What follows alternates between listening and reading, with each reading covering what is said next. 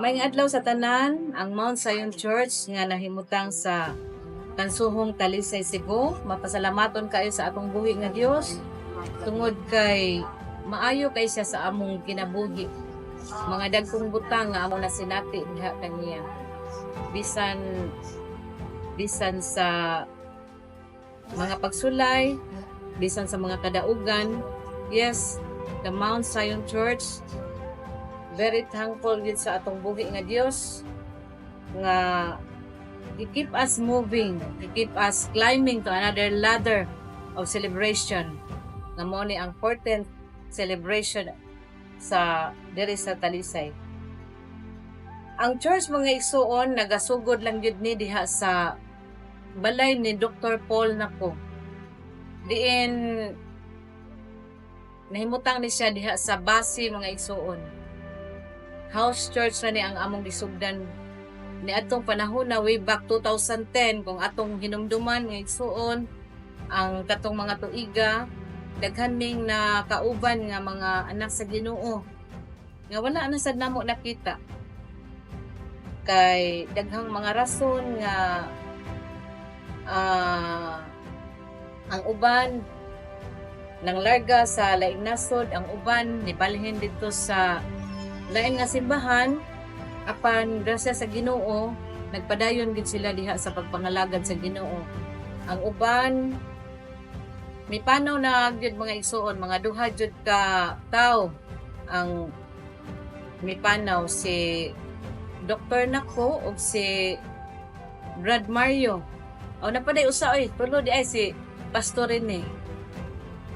Nawala na si Dr. Nako may igsuon diri sa Mount Zion, pero ang iyang memories nagpabilin gyapon diri sa among makasing-kasing sa iyahang mga kasinatian sa Ginoo. Diin siya na bag-o, diin siya na nausab ang iyang kinabuhi nga daghan ni siya mga encounter sa Ginoo, pero muhatag lang kog duha mga igsuon nga di sad nako makalimtan.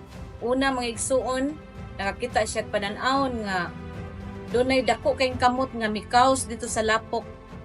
Giana niya mga igsuon ba nga pag abot din sa tunga-tunga nahimo ni siyang bulawan ug ang tingog nga iyang nadunggan niingon nga ingon ani ko muusab og tawo. Ang pulong to sa ang tingog to sa Ginoo nga yun ani siya muusab og tawo nga gikan dito sa lapok. Mahimo gid siya nga usa ka bulawan diha sa pananaw sa atong buhi nga Dios. Nga dinha sa kasulatan niingon nga gikuha ta diha sa kangit-ngit o gitransport ta dito sa kahayag. Nya usa sad sa mga history nga iyahang gi-share mga igsuon katong kinabuhi ni Wigglesworth nga diin the time siya nga magwali kaning mga istorya iya jud ning balik-balikon nga kaning tawhana nga man of God nahitabo ni 18th centuries pa nga mugawas ni siya dito sa iyahang balay.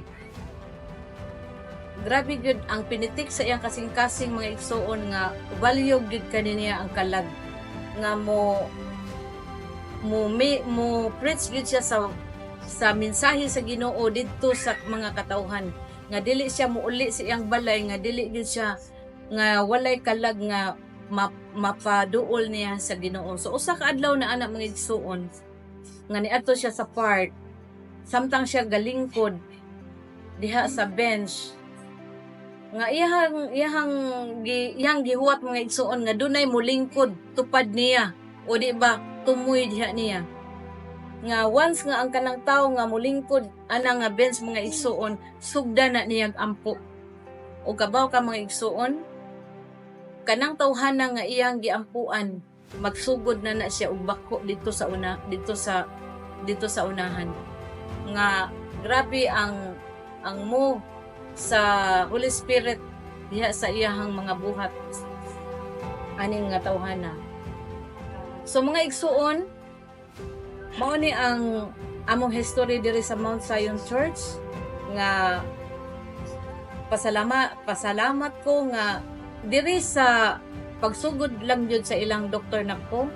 Nagsugod mi diha sa first anniversary ug nakahuman jud mi og 8th anniversary dito sa balay ni Doc nako. Ug karon naga-celebrate na sa another year of anniversary. Ang simbahan mga igsoon wala sa jud siya makalikay sa mga pagsulay.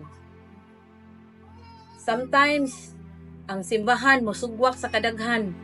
Usahay dunay time nga pito ra gyud ang present nga ang kanang praise and worship anang pagkasabado sa gabi nga maoy mag-practice pagabuntag maoray sa joy mga nanimba ug naaray duha nga niapil nga maoy niambak maoy ni sayaw.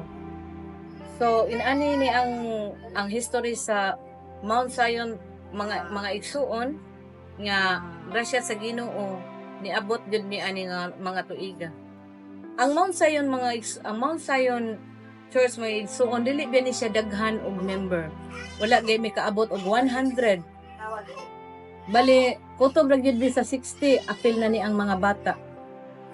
Pero mga igsuon kung atong pasultihon ang mga membro ni aning simbahan mga igsuon dagko sa silang mga kasinatian, dagkog mga pagsulay, dagkog mga kadaugan nga liman kag sa usa ka pamilya anang adlaw nagdungan og sakit ang upat ka membro sa imong panimalay unya wala jud kay kwarta kay layo pa imong sweldo unya di ka pautangon sa tindahan.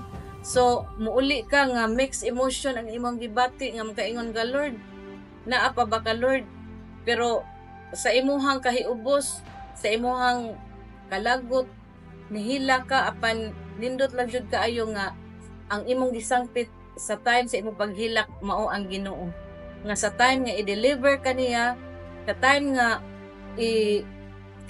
nga tubagon kaniya makaingon sa ka nga Lord grabe jud mo kabuutan, grabe jud mo kagamhanan.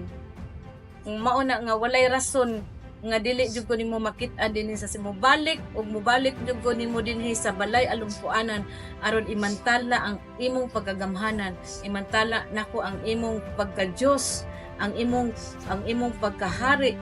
Mo na nga this day mga igsuon nga gi-welcome nako ang mga i-welcome ta mo mga igsuon nga nagpasalamat mi nga nitubag mo sa among mga invitation dinhi sa nga mag-celebrate mi sa among 14th anniversary celebration. Daghang salamat.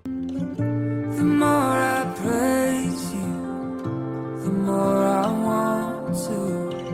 I'm falling in love with you.